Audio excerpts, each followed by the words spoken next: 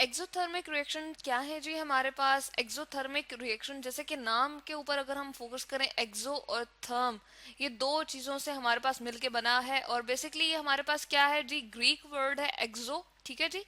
एक्सो का मतलब होता है किसी चीज का बाहर निकलना, इवॉल्व होना। अगर हम इन दोनों चीजों का मीनिंग देखें तो हम कहते हैं इवॉल्व प्लस हीट, यानी कि हमारे पास क्या है, ये दोनों कॉम्बिनेशन है एवोल्यूशन का, यानी कि कोई चीज हमारे पास बाहर निकल रही है। एक्सो का मतलब है कि बाहर निकलना, ठीक है। और किस चीज ने जी बाहर निकलना है? थर्म, यानी कि हीट ने। हम इस तरह के रिएक्शन लेंगे, यानी कि ए दो चीजें हम लें, ए, ठीक है, और उसको बी के साथ कंबाइन करें, और इसके नतीजे में हमारे पास क्या हो, एक नई चीज बने, एक मुख्तलिफ चीज बने, तो उसको हम कहते हैं सी, ठीक है। अब इस रिएक्शन में हम कह रहे हैं कि हीट अगर बाहर निकले, हम कहते हैं कि हीट इवॉल्व हो रही है, तो इस तरह के रिएक्शन को हम कहेंगे एक्सोथर्मिक रिएक्शन, ठीक है। जैसे इसके लिए बहुत ही एक हमारे पास आम से, जैसे हम रूटीन में भी देख रहे होते हैं, अगर हम लें लकड़ी और उसको जलाएं, ठीक है, या फिर कोयला लें और उसको हम क्या करें जी? जलाएं, ठीक है। तो हमारे पास ये क्या करता है? हीट इवॉल्व करता है, यानी कि बाहर की तरफ हमारे पास हीट हमें महसूस होती है। तो हम कहते हैं कि इसकी क्या है जी? हीट ये प्रोड्यूस कर रहा है, इवॉल्व कर रहा है, तो ये रिएक्शन क्या हुआ? एक्सोथर्मिक रिएक्शन हुआ।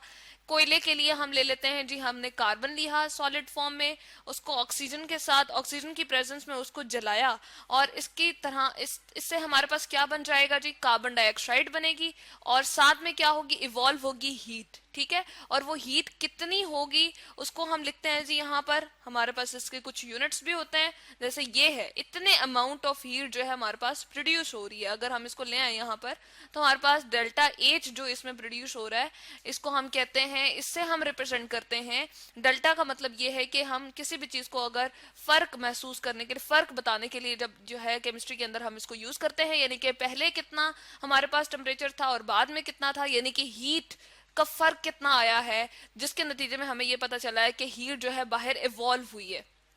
पहले इनका इतना टेम्परेचर नहीं था, लेकिन जैसे ही ये कार्बन डाइऑक्साइड रिएक्शन हमारे पास कंप्लीट हुआ, कोयले को ऑक्सीजन की मदद से हमने क्या किया जी? जलाया, तो हमारे पास क्या हुआ? ये इसको हीट जो है वो ये प्रोड्यूस करके हमें दे रहा है, जिसकी वजह से ये नेगेटिव साइन जो है एक्सोथर्मिक रिएक्शन की निशानी है जी, हम इसको जाहिर करते हैं। और ये जो किलो जूल पर मोल हमारे पास लिखा हुआ है, डेल्टा एच जो प्रोड्यूस हुआ है, यदि कि इस पूरे रिएक्शन में कोल को जब हम ऑक्सीजन की प्रेजेंस में जलाते हैं, तो हीट जो प्रोड्यूस होती है, साथ में कार्बन डाइऑक्साइड बनती है हमारे पास, और हीट जो प्रोड्यूस होती है वो -393.7 किलो जूल पर मोल होती है जी। और 393 इसकी अमाउंट है जो कि हमारे पास हीट प्रोड्यूस हुई है। और माइनस साइन क्यों लिखा हुआ है? माइनस साइन हमारे पास इसलिए शो कर रहा है कि हमारे पास ये इवॉल्व हो रही है हीट, एक्सोथर्मिक रिएक्शन है, इसलिए हमने ये माइनस साइन यहाँ पर शो किया है, ठीक है। इसी तरह का हमारे पास एक जर्नल सा रिएक्शन है जो कि हम घर में करते हैं।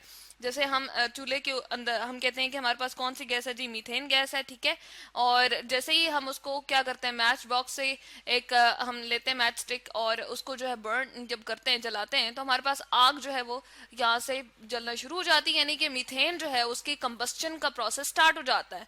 अब उसके नतीजे में हमारे पास क्या प्रोसेस होता है जी? उसको हम यहाँ पर ले आते हैं। ये हमारे पास मेन प्रोसेस हो रहा होता है कि मीथेन गैस ली, उसको ऑक्सीजन की मदद से हमने जलाया, ठीक है, 2O2 उसमें गैस ऐड की, मतलब कि ऑक्सीजन जो प्रेजेंट होती है हमारे इन्वायरमेंट में, उसकी मदद से ये हमारे पास जलती है। सिर्फ इनिशियली हमें क्या देना पड़ती है?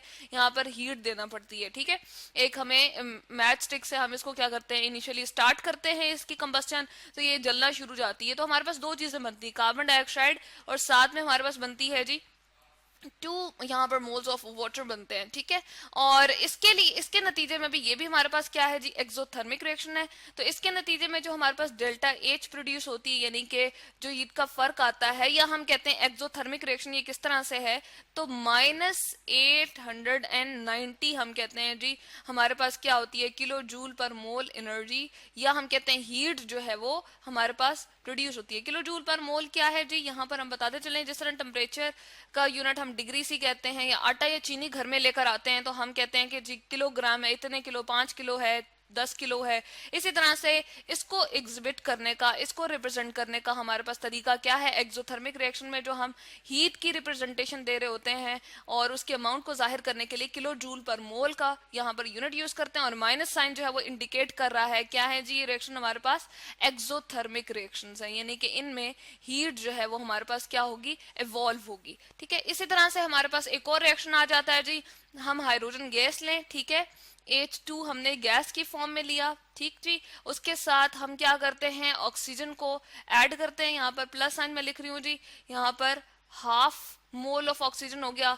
जिस तरह हम आटा या चीनी लेकर आ रहे हैं तो किलोग्राम में मेजर कर रहे हैं जी, 10 किलोग्राम है, 5 किलोग्राम है, लेकिन यहाँ पर जो केमिकल्स को रिप्रेजेंट करने के लिए बहुत ही छोटी, उनको मेजर करने के लिए बहुत ही छोटी यूनिट यूज करते हैं जो कि मोल है, जो हम यहाँ पर ये एक मैथमेटिकल जो है वो एक इंटीजर लगा देते हैं, 2, हाफ, ये हमारे पास मोल्स होते हैं जो केमिकल्स की छोटी छोटी क्वांटिटी को मेजर करने के लिए यूज करते हैं।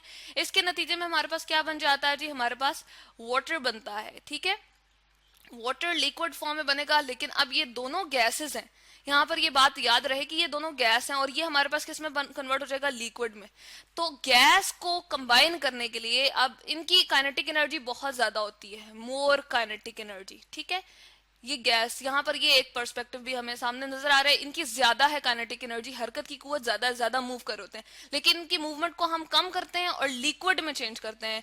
जब लिक्विड में चेंज करते हैं तो हमारे पास इनकी काइनेटिक एनर्जी जो है, जिसको के ई से मैं रिप्रेजेंट कर रही हूँ, यानी कि हरकत की जो कुव्वत होती है वो यहाँ पर कम हो जाती है, और इसके नतीजे में हम कहते हैं ये एक्सोथर्मिक रिएक्शन हो जाता है। और इसके लिए जो डेल्टा एच प्रोड्यूस होती है, यानी कि हीट जो हमारे पास प्रोड्यूस होती है, वो कितनी है जी? वो 286 किलो जूल पर मोल है। ठीक है, यहाँ पर हम लिखते हैं 286 किलो जूल और पर मोल। ठीक है, इस तरह से हमारे पास इतनी यहाँ पर एनर्जी जो है प्रोड्यूस हो रही है, और माइनस साइन के साथ हम यहाँ पर इसको अगेन रिप्रेजेंट कर रहे हैं, और डेल्टा एच अगेन यहाँ पर बताते चले जी फर्क के लिए, यानी कि पहले कितनी थी? ज्यादा थी एनर्जी, अब जो है इसकी कम हो गई है, लेकिन उसने बाहर निकाल के हमें दे दी एनर्जी, इसलिए यहाँ पर इसकी एनर्जी, काइनेटिक एनर्जी जो है लेस हो गई है, क्योंकि लिक्विड्स के मॉलिक्यूल हम कहते हैं इतनी ज्यादा उसमें हरकत की कुव्वत नहीं होती है जितनी गैस की होती है, तो इसकी ज्यादा होती है।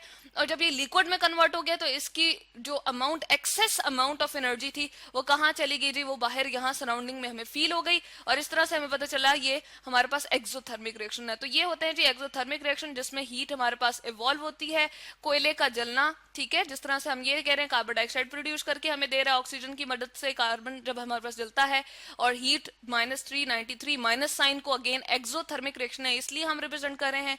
मीथेन का जलना, और वाटर किस तरह से प्रोड्यूस होता है जी? एक गैस लें हम हाइड्रोजन, और दूसरी ऑक्सीजन गैस लें, हाफ मोल उसका, इसके साथ जब हम रिएक्ट करवाते हैं तो दो गैसेस मिलके लिक्विड बनाती हैं जिसकी काइनेटिक एनर्जी कम होती है। तो जो ज्यादा काइनेटिक एनर्जी इनकी थी वो क्या हो गई जी? हमारे पास हीट इवॉल्व करने में उसने मदद दे दी और वो बाहर निकल आई, और जो हमारे पास इसकी एनर्जी रह जाएगी वो कम रह जाएगी। तो ये तीन हमारे पास मेन रिएक्शन है जी, और भी बहुत सारे हैं जो एक्सोथर्मिक रिएक्शन एग्जिबिट कर रहे होते हैं। हमारे पास रिएक्शन, एक्सो का मतलब है इवॉल्व करना, बाहर निकलना, और थर्म का मतलब ये है कि हीट, और इसको माइनस साइन से हम इंडिकेट करते हैं। जब भी हम केमिकल रिएक्शन लिखते हैं तो डेल्टा एच जो उनकी हीट का फर्क होता है वो माइनस साइन से यहाँ पर हम उसकी जो है वो रिप्रेजेंटेशन दे रहे होते हैं। तो ये है जी हमारे पास एक्सोथर्मिक रिएक्शंस।